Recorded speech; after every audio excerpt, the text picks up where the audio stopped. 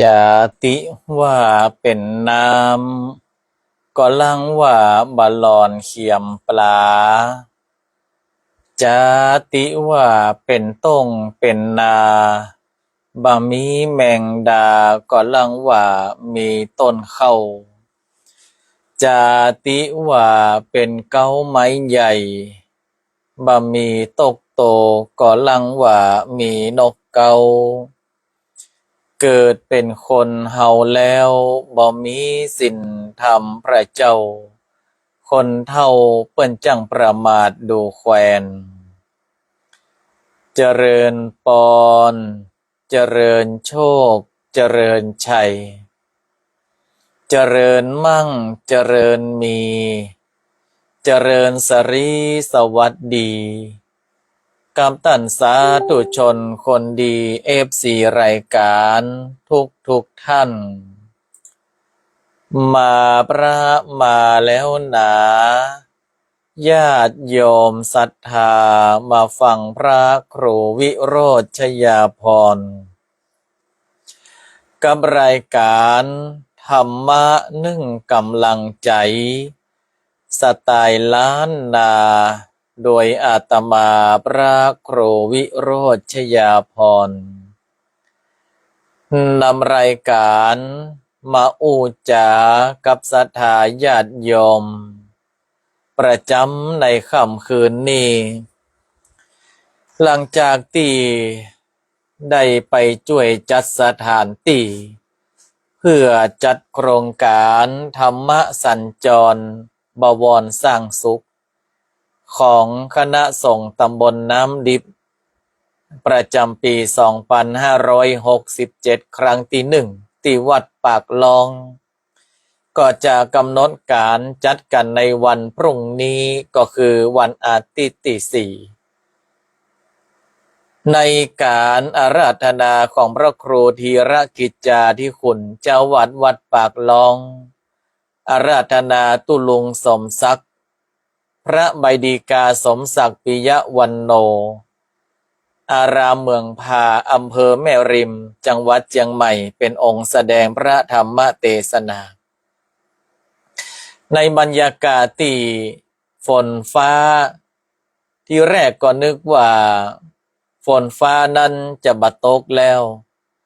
วันนี้ก็มีแดดสลับกับบดเห็นน้อยหนึ่งอากาศก็เลยค่อนข้างที่จะร้อนเป็นระยะเวลาพอดิบพอดีอาตมาภาพก็เร่งรีบในการซักผ้าซักครัวปรากฏว่าตอนแรงมาฝนตกในขณะนี้ก็ยังปล่อยอยู่ก็เลยมาได้ไปร่วมพิธีไหว้ครูที่วิทยาลัยส่งจังหวัดลำพูนสักกับอาจารย์รังพระดอนสุขพันธ์ผู้ช่วยศาสตราจารย์อาจารย์ประจำในคณะมนุษยศาสตร์ภาคภาษาอังกฤษเนาะอันนี้เปิ้นเก่งภาษาอังกฤษเปิ้นอู้ฝรั่งได้แต่อาตมาภาพเก่งเหลืออู้กับบะม่วงได้นำรายการมาอู้จากับศรัทธาญาติโยมวันนี้ก็หลายๆคนบอกว่าดูพระครูวิโรจน์นี่จะเหนื่อยอ่อนเนาะเดี๋ยวอาตมาภาพจะอู้ให้ฟังว่าอาตมาภาพเป็นยังวันนี้เหนื่อยอ่อนโยมแม่ปุ๊บอกว่ากำลังอยู่เจียงดาวเจ้ากำลังจะปิกฝางเดินทางโดยสวัสดิภาพปลอดภัยเนอะเฮามาอู้จาทักทายกับท่านสาธุชนคนฟังกันก่อนเนาะเพราะว่าเป็นธรรมเนียมของรายการเฮาที่ต้องมาทักทายกันก่อนที่จะเข้าเนื้อหาสาระธรรมะแล้วก็ความบันเทิงจากรายการท่านพระครูใบดีกาธนวัฒน์ปัญญาวุฒโธเลขานุการเจ้าคณะอำเภอฮอดเจ้าคณะตำบลอะหยังโฮจำบ่ได้ เจ้าอาวาสวัดปัญญาวุฒารามเข้ามาแล้วตั้งเพก็ท่านอาจารย์แอดมินจากอารามบุญทวีท่านสายเลือนแรงเนาะก็มาแล้วก็ติดตามอยู่เนอะท่านสายเลือนแรง เอาของไปมอบให้ผู้ยากไร้เนาะอันนี้ตันอยู่ประเทศเพื่อนบ้านเฮาก็ติดตามคลิปที่เอาไปให้ปอดเท่าที่แก่นตาหมอปอดีนั่นนะก็เป็นดีเอ็นดูเนาะไปพอตังในบ้านพอตังในหันตังนอกพอตังนอกหันตังในก็ต้องอนุโมทนากับตันสายเลือนแรงเด้อเนอะโยมแม่ไหวพาพี่นีสุกันทรโยมแม่จุนศรีพาชาเนาะ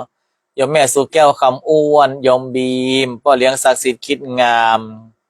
พ่อเลี้ยงละมุนพ่อเลี้ยงซักจากสันต้นมือก็ได้เข้ามาแล้วคุณครูปรีระเดชธรรมพรวันนี้เปิ่นไปเป็นวิศวกรโยธาเทปูนเข้าบ้านเนาะเก่งนะได้หลายด้านเก่งเป็นแถววิศวกรโยธาปุ่นคุณโยมแม่สมบูรณ์มาจ้าอันนี้ก็เข้ามาแล้วสาธุอนุโมทนาโยมสายทองเจริญทราบสาธุอนุโมทนาเนอะตั้งเฟซเพก่อนโยมน้ำทิพย์นี่เพิ่นบอกไว้สาเจ้าสาธุโยมวิภาวดีจากเมืองแป่อำเภอหยังเมียงแป่อำเภอหยังบอกจิมอันนี้เป็นลำปางไปแล้วกะ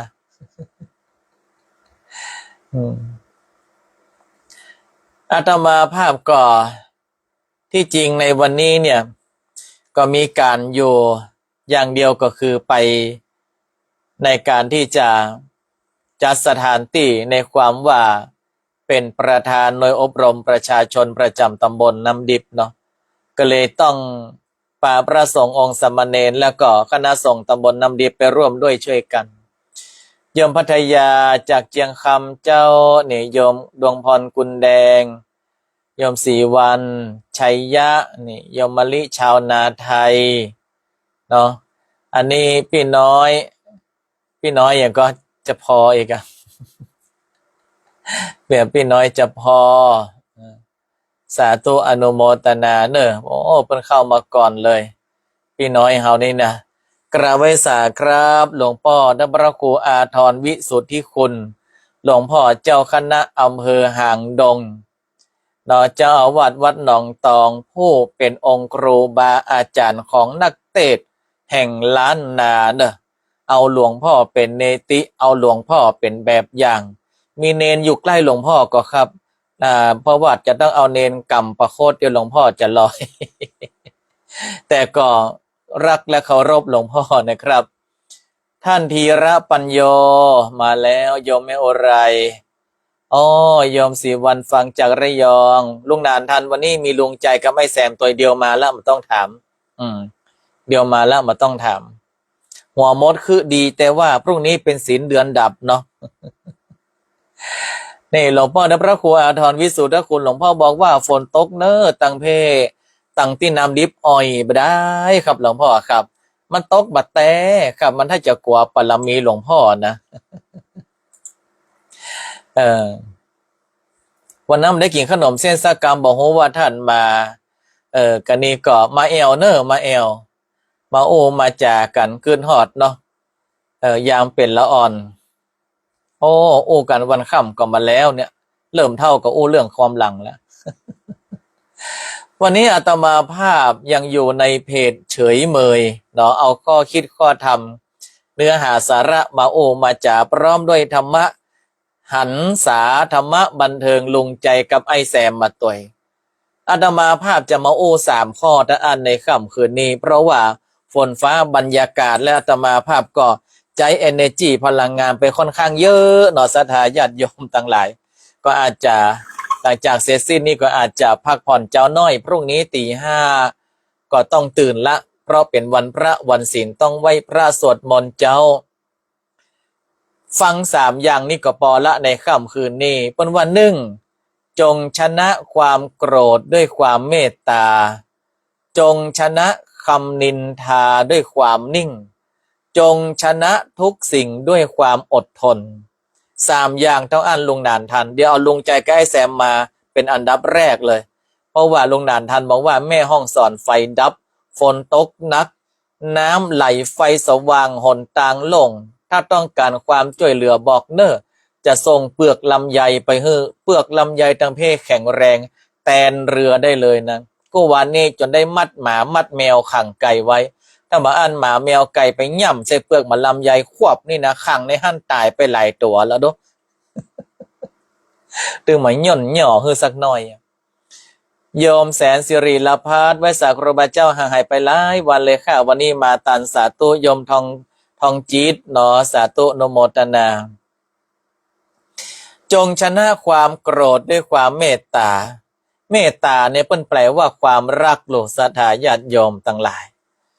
ความรักเจ้าขานั่นนะช่วงนี้หลายๆคนอาจจะเดียวจะแซวตมาภาพแล้ววันหนึ่งมาเพลงหนึ่งวันหนึ่งมาเพลงหนึ่งคนเฮานี่ถ้าหากว่าอยู่ด้วยกันด้วยความรักอยู่ด้วยกันด้วยความเมตตาเอื้อเฟื้อกุณาเพื่อแผ่ซึ่งกันและกันมันตึงม่วนมาต้องมีเงินมีทองกองโกะกองโกดก็ได้ขอให้มีความฮักคือกันเตอะแม่ก็ลุงนานทันโอ้มาต้องบ้านหลังใหญ่โตเป็น100 ล้านพันล้านก็ได้ขอให้มีความฮักคือกันเตอะของกินมาต้องเลิศหรูอลังการหูฉลามง่ำปลาดุกอันนี้บางทีบางครั้งกินแล้วมันบ่มีความสุขเพราะคนในครอบครัวบ่มีความรักคือกันฉะนั้นเนี่ยโยมแม่อำพรโยมแม่สังวานคุณลงสุภาพสืบสุริพุนชัยคนเฮาเนี่ยอันดับแรกเพิ่นบอกว่าเอาชนะความโกรธด้วยความเมตตาคนเฮาเนี่ยมันจะหนีในสิ่งที่เป็นอนิจฐารมณ์ไปไม่ได้แม่ก็โยมอามบอกว่า10 ล้านก็พอจริงเหรอแต่ว่าโยมอามพอแต่ว่าต้องปรึกษาแม่อบเชยเวียงพิงเฮียก่อนเนอะอันเนี้ยมันต้องมีบางสิ่งบางอย่างเนี่ยมันก็มาเจว่าได้ดังใจเฮาหมดแม้กระทั่งว่าคนก็เหมือนกันคนเนี่ยก็มาเจว่าได้ดังใจไปเหี่ยกูเรื่องบางคนฮ้องว่าคนเนี่ยเป็นมือขวาแต่ใจการมาบางอย่างมันก็มาได้ดังใจบางทีบางครั้งนี่เฮาก็ต้องได้ลงมือทำเองเป็นมะเร็งในอารมณ์แห่งเมื่อเฮารู้ว่าเฮากำลังอยู่ในความโกรธเฮากำลังอยู่ในความที่จะก่อให้เกิดอารมณ์โมโหฉุนเฉียวนั้นเฮาก็คิดสักหน่อยหนึ่งถึงคุณงามความดีของเขาเนาะคิดสักหน่อยถึงคุณงามความดีที่เขาเคยทำผ่านมาโอ้เขาก็ช่วยการช่วยงานเขานักแล้วนี่อย่างอาตมาภาพบางทีบางครั้งนี่นะเนนเขาขี้ค้านเนาะอาตมาภาพก็กึดใจแล้วว่าเดือนนี้บัดจ่ายสตางค์กะรถให้มันละแต่เฮามาพอมันก็กวาดขี้หยกขี้เหงื่ออยู่รู้เนาะมันกำลังมาขี้ค้านแต่ว่านี่บัดได้2 วันมานี่แต่มันอยู่มา2 ปีมันขี้ค้าน2 วันเป็นยังห้องมาโอ้มาจ่าเฮียนี่คนเฮาเนี่ยมันก็มี1 วันพันอารมณ์นะมาเชื่อถามลุงนันทันเด้อ1 วันปันอารมณ์มึดคุ้มดีคุ้มร้ายเกือบจะเป็นไบโพล่าละ แต่ที่สำคัญเหนือสิ่งอื่นใดก็คือว่าในความรักกันความมีเมตตาให้อภัยกันเพิ่นบอกว่าชีวิตเหมือนเกมกีฬาเป็นยาวิเศษแก้กองกิเลสทำคนให้เป็นคนเล่นกีฬาฝึกตนเล่นกีฬาสากลตะละลาอีโดรู้แพ้รู้ชนะรู้อภัยนะเพราะฮ้องว่าชีวิตเฮาก็เหมือนเกมกีฬาที่บางเกมนะเฮาก็ต้องเล่นเป็นหมู่เป็นคณะนะอย่างฟุตบอลกาบอลเล่กันนั้นเล่นเป็นหมู่ขนาดว่ากอบเล่นคนเดียวยังแข่งกันตัวหมู่มันมีไผเล่นกีฬาคนเดียวตึงสนามมีมันคนเดียวอีกหล่นลุ่มล่ำเตะไปปุ่นหล่นไปฮับเตะแหมกำอันปุ่นอากาศเนาะไปฮับยาห้องเบอร์ชาวแห่ปกติยาระงับประสาทคนเฮาเนี่ยมันอยู่กัน2 คน3 คนเนี่ยมันตึงมีขนาดว่าถ้วยจ้อนบะหมี่วิญญาณก็ยังดังคิ้งข้องถูกต้องกันไปมาแต่ว่ายังอาตมาภาพนะว่าเมื่อเรารู้ว่าเรามีความโกรธเนี่ยเราต้องช ใช้คุณงามความดีระลึกไปย้อนหลังไปคุณงามความดีเขาเนาะนั่นแหละคือว่าเฮามีความเมตตาต่อเขาละเฮามีความรักเขาละเพราะว่าอย่างน้อยเขาก็เคยช่วยเหลือเจือจุนเฮามาก่อนถ้าเฮาเกิดได้อย่างอี้ศรัทธาญาติโยมต่างต่างหลายเฮาก็จะมีความสุขหรอบางคนไปนอนกอดความโกรธอยู่หั่นนะไปนอนกอดความอาฆาตพยาบาทอยู่หั่นนะถามว่ามันม่วนกะถ้าเฮาเป็นนอนกอดความโกรธนอนกอดความอาฆาตพยาบาทกับว่าเฮาเป็นนอนกอดความรักความเมตตานอนกอดรอยยิ้มเนี่ยมันมีความสุขต่างกันเนี่ยเพราะว่าเหนือสิ่งอื่นใดก็คือความรักที่ต้องมีให้กันและกันเหมือนลุงใจเนาะลุงใจกับไอ้แซมลุงใจกับไอ้แซมนั้นเปิ้นไปเฮียนประฮ้องว่าไปเฮียนกศนการศึกษานอกโรงเรียนการศึกษาตามอัธยาศัยวันนี้ลุงใจกับไอ้แซมมาโรงเรียนขวายครูเปิ้นก็เลยถามวันนี้เด็กชายลุงใจกับเด็กชายไอ้แซมทำไมมาโรงเรียนสายเอ้าครูครับผมเข้ามาใจมาขวายมาจัดเจ้าครับครูแต่ครับผมกับเด็กชายลุงใจมาจัดเจ้าครับครูแล้วทำไมมาถึงโรงเรียนเกือบ9 โมงจังเล่าคือฟังครับพอเด็กเอวมากลางเอ้ามันมีปู่แก้วโมงก้มเงยผมก็เลยหยุดครับครูอ้าวแล้วลุงแก้วโมงทำไมไปก้มเงยล่ะเอ้าอันผมก็จุกถามมันว่าแก้วมึงเป็นนางแก้วเฮ้ยก้มเงยมันบอกว่าชักตังมันหายไป1,000ครับครูโหเงินหายไป1,000อ๋อครูรู้แล้วที่เด็กชายลุงใจกับเด็กชายแซมมาขวายเนี่ยเพราะว่ามัวไปช่วยลุงแก้วมงหาเงินใช่ไหม มาใช่ครับพอดีผมย่ำแบ่งปันปุกแก้วไว้เอ้ากว่ามันจะไปมาก็ใจเวลาก็เลยมาขวายครับครู แต่ก็แถมพวกมึง200นะโอ้ก็นึกว่าลุงใจนี่เป็นมีความรักความเมตตาเป็นว่าที่มาขวายเพราะว่าเมายืนย่ำชะตังลุงแก้วมงไว้ลุงแก้วซ้อหาไหนก็ได้ตึงบอกปะเนี่ยครูก็มาจ้างว่าใดแทนที่จะตบมือกับบอกเฮ้อลุงใจกับไอ้แซมเนี่ยไปสำนึกผิด ความรักความเมตตาศรัทธาญาติโยมเฮาต่างหลายมันต้องออกมาจากจิตสำนึกและออกมาจากจิตใจมาเจอว่าโอ้รักเอาหน้าเมตตาเอาสิ่งของมาใจอันเนี้ยจงชนะความโกรธด้วยความเมตตาอันที่สองจงชนะคำนินทาด้วยการนิ่งสุดแต่องค์พระปฏิมายังราคินมนุษย์เดินดินหรือว่าจะสิ้นคนนินทาเขาจะเล่าขวัญเฮานี่นะมาต้องไปไหนเขาก็ตึงเล่า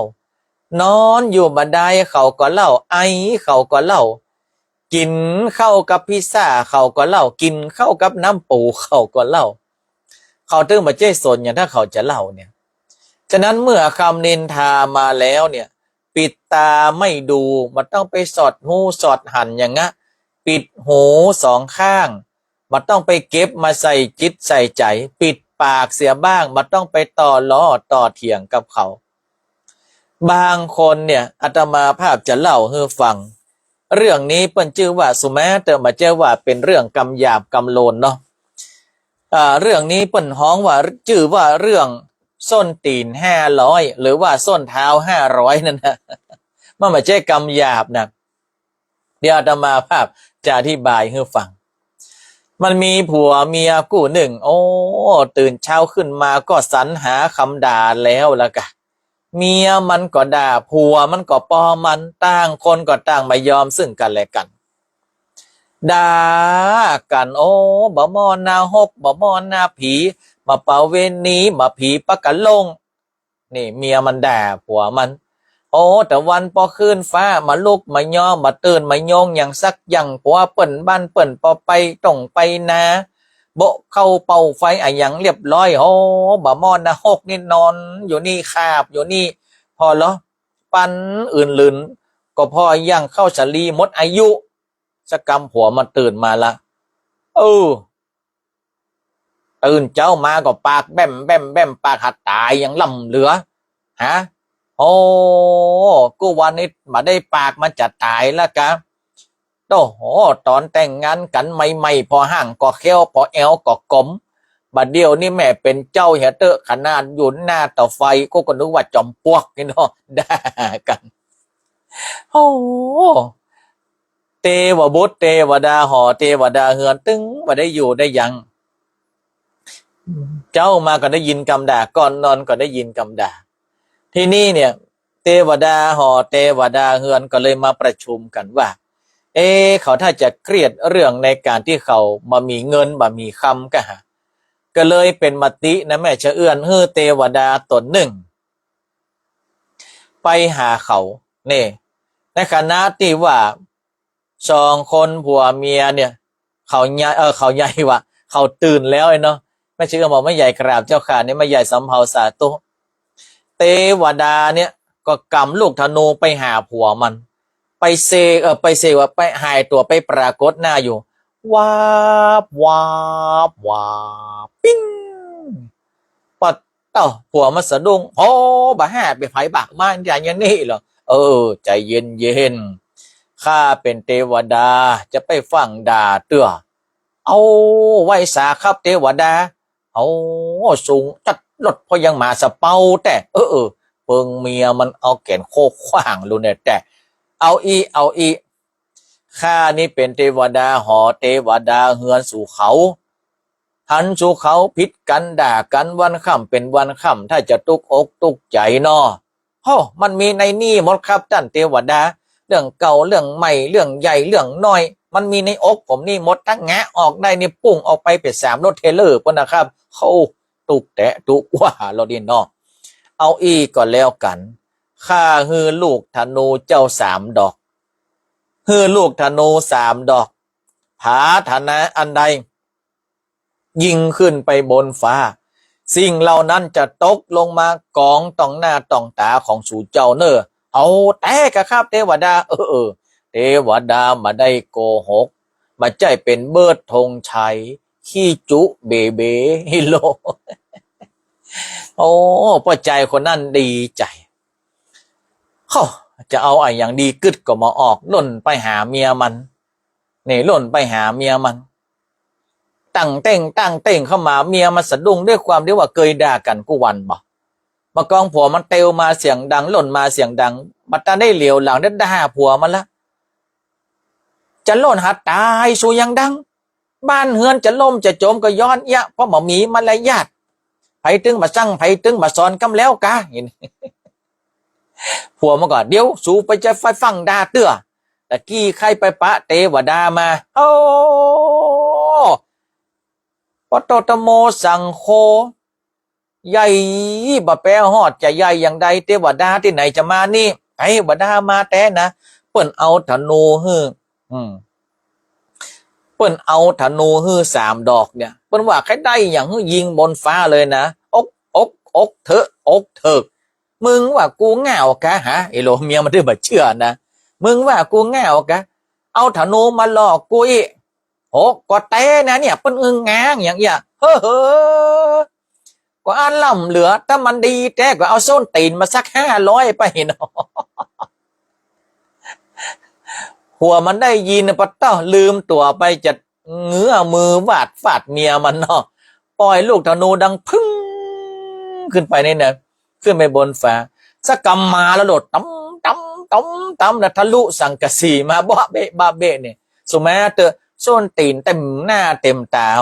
ป้อมามีวางเว้นคนละ250 เมียมันตกอกตกใจโอ้ว่ายไปกับปะส้นตีนเต็มหน้าผัวมันนะอันก็ข้าถึงบอกถูแล้วพอละแถมน้อยเดียวนี่เข้าปากแล้วเนี่ยส้นตีนนี่นะอีหลงเมียก็บอกว่าแค่ก็นึกว่าสูจูแค่วะเขาจะแยกกันยังไงไงหรอเอาอีกันเดียวข้าจะเอาธนูแถมอันมายิงฮือชนตีนมันหายไปข้าจะยิงไว้กันนี่แค่มาเรือชูละผัวมันก็กำนิ้วมือเจ้าที่กำได้เนี่ยขอฮือชนตีนหายไปถึงหมดยิงพึ่งกันนี่หายแซบหมดส้นตีน500ที่ตกลงมาตะกี้หายหมดรวมถึงส้นตีนของเขาแฮม2 คนตากไงท่อมโอ้ยเตียวมาได้แล้วยัดให้ดีเนี่ยมาเดียวเนี่ยตีนไฮแซบโอ้ยนี่เหลือธนูแถมดอกนึงขอฮื้อส้นตีนของข้ากับเมียข้าหายปิกมาอย่างเก่าดีดพึ่งส้นตีน2 คนปิกมาอย่างเก่าสรุปแล้วธนู3 ดอกได้กับส้นตีนได้อันสดายาติโยมนี่ธรรมาภาพได้โอหยาบนะเรื่องมันมีอย่างอันฉะนั้นเนี่ยก็เลยบอกเอาไว้ว่าคนเฮาเนี่ยถ้าหากว่าอยู่ด้วยกันบางทีบางครั้งมันก็ตึงมีในสิ่งที่มันมาถูกจิตมาถูกใจเนาะกรรมเก่าล้านนาเปิ้นบอกว่าจับใจแห้งบันแน่นใจกาจับใจครูบาบ่เปิงใจพระน้อยแถมเนาะเมื่อมาเปิงใจกันมันตึงมีนินตากาเลนี่นะฉะนั้นเฮาก่อนนิ่งเหียปิดตาไม่ดูบัดต้องไปสอดว่าไผเหล่าไผยังบัดต้องไปปิดหู2 ข้างบัดต้องไปฟังอย่างมันกรรมบัดที่ดีปิดปากเสียบ้างต่อล้อต่อเถียงมันก็ไร้ประโยชน์นิ่งไปพูดไปก็2 ไผ่เบี้ยนิ่งเสียตำลึงทองเนาะประการสุดท้ายจงชนะทุกสิ่งด้วยความอดทนอดเปรี้ยวไว้กินหวานสัทธาญาติโยมอย่างกรรมโบราณเพราะว่าอดเปรี้ยวไว้กินหวานหน่วยไม้บางอย่างมันสุกแล้วมันล้ำเขาก็อดใจไว้ก่อนอดใจรอใจไว้ถ้าหากว่า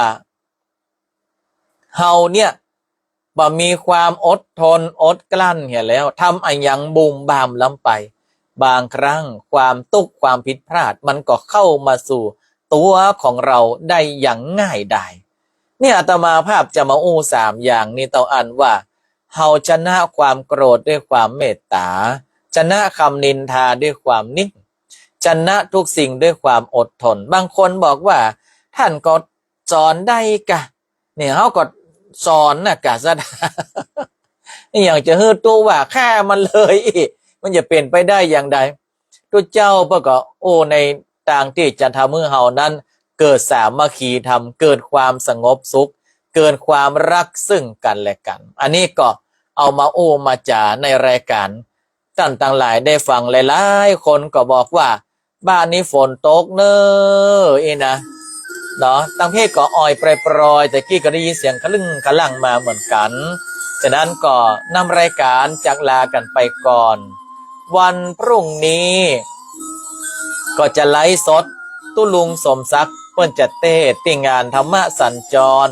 บวรสร้างสุขครั้งที่1ของคณะสงฆ์ตำบลน้ำดิบเนอร์แล้วต้องออกตัวก่อนว่าในเดือนสิงหาคมเนาะในเดือนสิงหาคมเนี่ยอาตมาภาพได้ปฏิบัติหน้าที่เป็นองค์เทศในหน้าที่ที่อาตมาภาพนั้นเป็นพระนักเทศจังหวัดลำพูนด้วยก็อาจจะไม่ได้นำรายการมาปะกันบ่อยในเดือนสิงหาคมแต่ก็จะพยายามถ้ามาปะเจ้าก็ปะบ่ายมาปะบ่ายก็ปะแรงมาปะแรงก็ปะค่ำเดี๋ยวก็จะแจ้งไปเป็นระยะเนอะเพราะว่าเป็นช่วงของกิจกรรมธรรมะสัญจรเนาะนกลาป่าไม้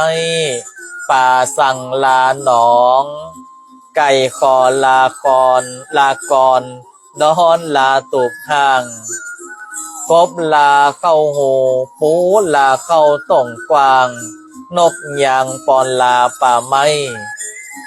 ขอลาป้อน้อยขอลาป้อนานขอลาก็ห้อยคนฟัง ค่ำคืนนี้ฝนมันตกบัดตาวันหน้าปากัน ใจจื่นใจบานป้ากันวันหน้าป้ากันวันหน้า111บุญรักษา